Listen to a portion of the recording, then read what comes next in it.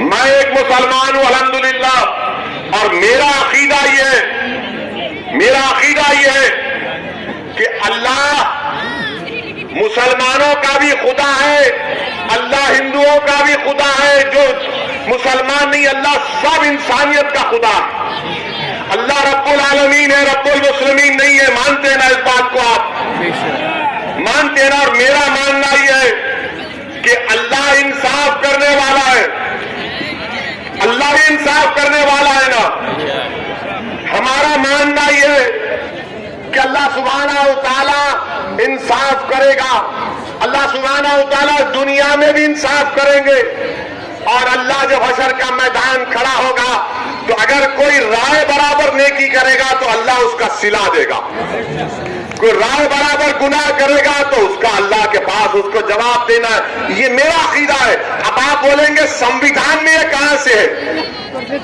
BJP के लोग बोलते संविधान में कहां से आया? संविधान में जिसको बाबा साहिब अम्बेडकर ने बनाया, उसका प्रियम्बल में लिखा हुआ है liberty of thought and religion, यानी आजादी। मुझे अपने मजहब पर, उसके अकीदे पर चलने का इख्तियार दिया गया है। तो जब हम ये बात करते हैं तो बोलते हैं देखो ओवैसी भड़काऊ भाषण दिया। मैं नरेंद्र मोदी से पूछना चाहता हूं, आप देश के प्रधानमंत्री हैं, अरे कानपुर की 45 मिनट की मेरी तकरीर, आपको सिर्फ 45 सेकंड दिखे उसमें, और वो भी झूठ। मोदी और योगी को, असदुद्दीन ओवैसी को दिखाना पड़ रहा झूठ के लिए। अरे सच्चाई का नाम असदुद्दीन ओवैसी है, याद रखो, मोदी और योगी। और हम क्या बोले उसमें? पहले तो चोरी से झूठा वीडियो डाले, जब उसके बाद हमने पूरा वीडियो डाला तो पूरे गायब, सन्नाटा। हम बोले चलाओ, बताओ इसमें हमने क्या किया। हमारा अकीदा ये, मेरा फेथ ये है कि हमने कुरान करीम में पढ़ा, हमने बुजुर्गों और नेक बंदों के पैरों के पास उलमाओं की सोबत में बैठकर सुना। क्या सुना हमने? कि फिरौन था ना फिरौन हार गया ना मूसा के सामने, हारा ना फिरौन। तो हम क्या बोलते कि फिरौन की हार हक की जीत है ना? फिरौन की हार हक की जीत है। नमरूद हजरत इब्राहिम के आगे खत्म हो गया, तो हम क्या बोलते? सच्चाई की कामयाबी है, नहीं है? हम नहीं कहते कि नमरूद की नाकामी सच्चाई की कामयाबी है। क्या हम ये नहीं बोलते कि करबला में इमाम हुसैन ने अपनी गर्दन कटाई मगर यजीद हार गया? क्या हम नहीं कहते ये बात को? अब जब मेरा अकीदा ये है, आपके पेट में दर्द क्यों हो रहा है?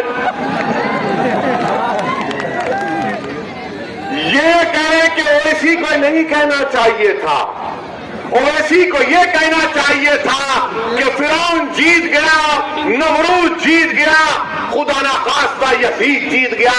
अरे दुनिया जब तक कायम अल्लाह रखेगा, हमेशा वक्त का फिरौन हारेगा, वक्त का नमरूद हारेगा, वक्त का यजीद हारेगा। अब मीडिया वाले सोच रहे होंगे अब कैसा पकड़े उसको, कैसा पकड़े इसको? नहीं पकड़ सकते। मेरा अकीदा है, आप मूसा को मत मानो, आप फिरौन को मानो तो आप फिरौनी, आप इब्राहिम को मत मानो तो आप नमरूदी, आप हुसैन को नहीं मानो तो आप यजीदी। ये जमहूरियत की खूबसूरती है।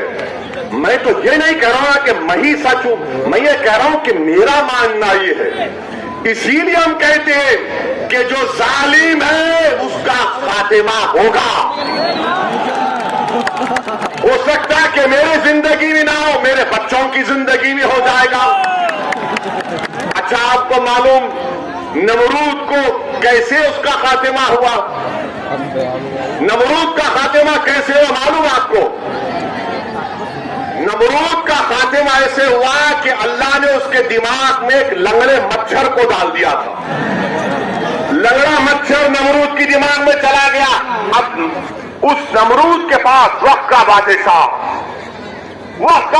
था, उसके पास जो कोई मिलने आता तो उससे कहा जाता बादशाह सलामत से मिलने से पहले उसके सर पर एक थप्पड़ मारना पड़ेगा तुमको, क्योंकि उसका मच्छर जो दिमाग में अल्लाह ने डाल दिया था उससे उसको राहत मिलती है। ये हमारा अकीदा है। आप ये कह रहे ये क्यों बोले, ये नहीं बोलना चाहिए। अरे तुम होते कौन हो? क्या मैं तुम्हारी जबान में बोलूं? क्या तुम्हारी जबान मेरे मुंह में है? क्या तुम्हारी सोच मेरी दिमाग में नहीं? हमारे मुंह में हमारी जबान है, तुम्हारी जबान नहीं है। हमारे मुंह से जो बात निकलेगी वही सदाकत है, वही सदाकत है। अरे इक़्तिदार पर बैठकर बड़ी बड़ी बातें करते हैं कि असदुद्दीन ओवैसी को ये नहीं बोलना चाहिए था, वो नहीं बोलना चाहिए था। अरे मैं क्या तुमसे पूछ रहा हूं? मैं बोलूंगा अपनी बात को, आपको पसंद नहीं है कान में रुई लगाकर बैठ जाओ, मगर सच्चाई यही है। सच्चाई को बयान करना जरूरी है। और अब तो हद ये हो गई कि हम अपने मरने वालों का भी जिक्र नहीं करेंगे, हम अपने मरने वालों का भी जिक्र नहीं करेंगे, हम जुल्म का जिक्र नहीं करेंगे, हम मजलूम का जिक्र नहीं करेंगे, हम मरने वालों का जिक्र नहीं करेंगे, जिंदों को दबाया जा रहा है उनके दबाने का जिक्र नहीं करेंगे। बीजेपी और ये तमाम सेकुलर जहन रखने वाली पार्टियां ये चाहती हैं कि असदुद्दीन ओवैसी जालिम का साथ दे। याद रखो, अल्लाह जब तक जिंदा रखेगा असदुद्दीन ओवैसी और मजलिस का एक एक रुकन जालिम का नहीं मजलूम का साथ देंगे। जब तक अल्लाह हमको जिंदा रखेगा हम कातिल का नहीं मकतूल के इंसाफ के लिए लड़ते रहेंगे। हम कातिलों का साथ नहीं देंगे, मकतूलों का साथ देंगे। हम ताकतवरों का साथ नहीं कमजोरों का साथ देंगे। और हमारी आंखों में जो सबसे कमजोर है वो हमारी नाकों में सबसे ताकतवर है। अगर जुल्म मुसलमान किसी हिंदू पर करेगा हम उस हिंदू का साथ देंगे, मजहब को बीच में आने नहीं देंगे, जुल्म को देखेंगे, जालिम को पहचानेंगे। ये बात इनको जब समझ में नहीं आती, ये समझते हैं कि हम आके बाजा बजाते इनका, मोदी का, योगी का, अखिलेश का, कांग्रेस का। अरे तुम्हारा बाजा नहीं बजाएंगे। अब हम बात करेंगे हिस्सेदारी की। कानपुर की तकरीर पर बड़ा उछाला, क्या किया, क्या कहा मैंने? एक 80 साल के बूढ़े को उसकी दाढ़ी को लोचा गया और उसके जिस्म पर पेशाब कर दिया गया। मैं ना जिक्र करूं इसका, नहीं बोलो इसकी बात,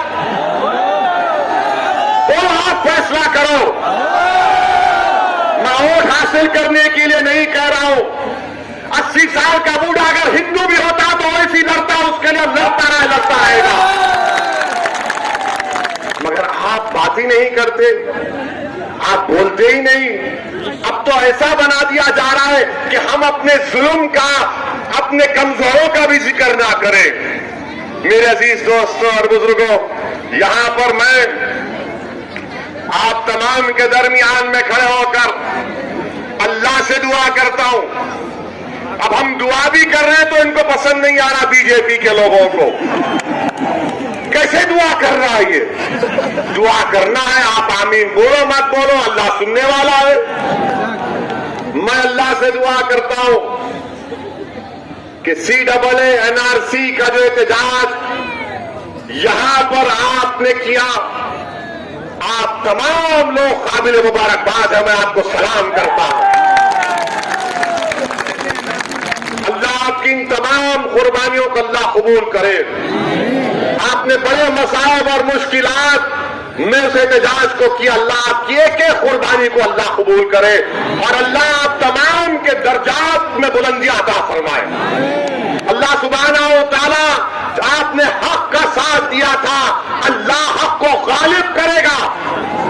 इसलिए कि कुरान में अल्लाह ने फरमाया, कुल जाअल हक़ व सअक़ल बातिल इन्नल बातिला काना ज़हूक़ा, हक बातिल पर गालिब होकर रहेगा।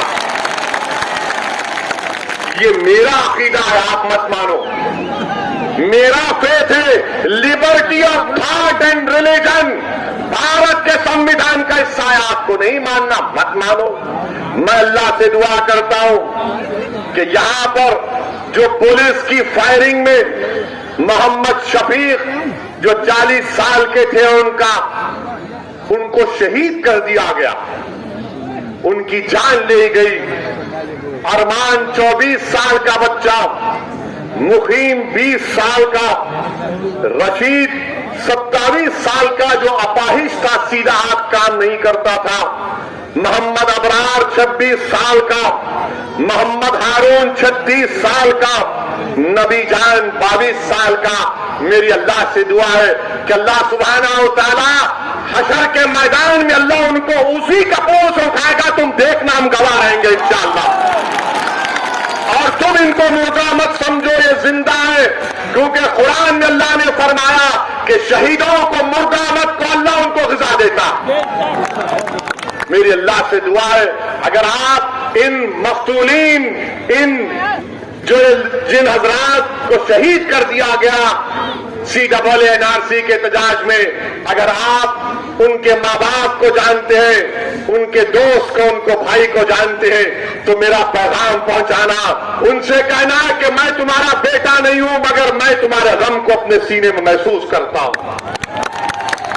मैं तुम्हारा भाई नहीं हूं मगर मैं तुम्हारे गम को महसूस करता हूं। मैं ये बात वोट बटोरने के लिए नहीं कह रहा हूं, बहैसियत इंसान कह रहा हूं, बहैसियत इंसान कह रहा हूं कि जिसके घर में नौजवान बेटा मर जाता है, उसकी मां को मालूम, उसके बाप को मालूम। जो मां 9 महीने तक अपनी औलाद को अपने पेट में पालती है, उस पर क्या गुजर रही होगी अल्लाह ही जानता हो, घर वाले जानते। मेरा पैगाम पहुंचाना मेरे भाई, पैगाम पहुंचाना मोहम्मद शफीक, अरमान, मुकीम, हारून, नबी जान, रशीद और अबरार के घर में कि एक दीवाना आया था, अपनी दीवानगी का इजहार करके चला गया। आज दीवानगी की जरूरत है, याद रखो। अक्लमंद को कभी मंजिल नहीं मिलती, अक्लमंद को कभी मंजिल नहीं मिलती, जुनूनी को, दीवाने को मंजिल मिलती है। क्योंकि जब तुम अकल से पूछोगे फिरोजाबाद में मजलिस जीती गई क्या, तो हल बोलेगी और डिवाइड हो जाएंगे। जब तुम दिल से पूछोगे तो दिल बोलेगा प्यारे कूद जा का दरिया, डूब के निकलेंगे इंशाअल्लाह ताला। अकल और दिल दोनों में हमेशा झगड़ा होता है, और ये तमाम सेकुलर पार्टियां और बीजेपी ये हमारे दिमाग से खेलते, ऐसा हो जाएगा, वो हो जाएगा। अरे क्या क्या नहीं हो गया अब तक, अब क्या करना बाकी है बताओ आप मेरे भाई।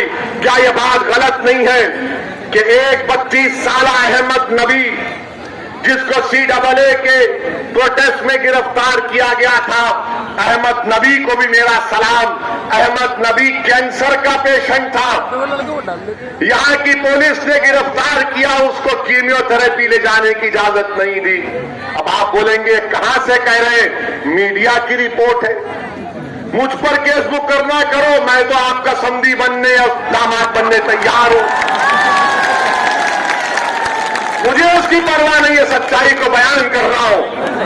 और फिर उनका भाई का फिरोजाबाद के जेलर लाल प्रताप सिंह ने मीडिया से कहा कि योगी सरकार ने अहमद नबी की कीमियोथेरेपी के लिए पुलिस कस्टडी नहीं दी। जेलर साहब कह रहे हैं उन पे भी केस बुक करेंगे क्या आप? और फिर टाइम्स ऑफ इंडिया जनवरी 1, 2020 का टाइम्स ऑफ इंडिया ने लिखा कि वीडियो है जिसमें पुलिस की मौजूदगी में पत्थर बरसाए जा रहे थे। योगी बोलेंगे नहीं पत्थर नहीं, फूल बरसा रहे थे।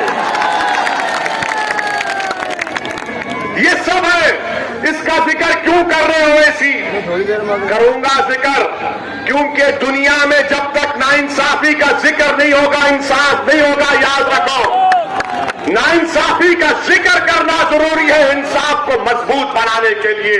मजलूम का जिक्र इसलिए जरूरी है कि जालिम के जुल्म को रोकने के लिए और बच्चों के मुस्तकबिल को अच्छा बनाने के लिए। मेरे अजीज दोस्तों और बुजुर्गों, फिर आप ये भी देखते हैं आप ये भी देखते हैं कि आपके फिरोजाबाद में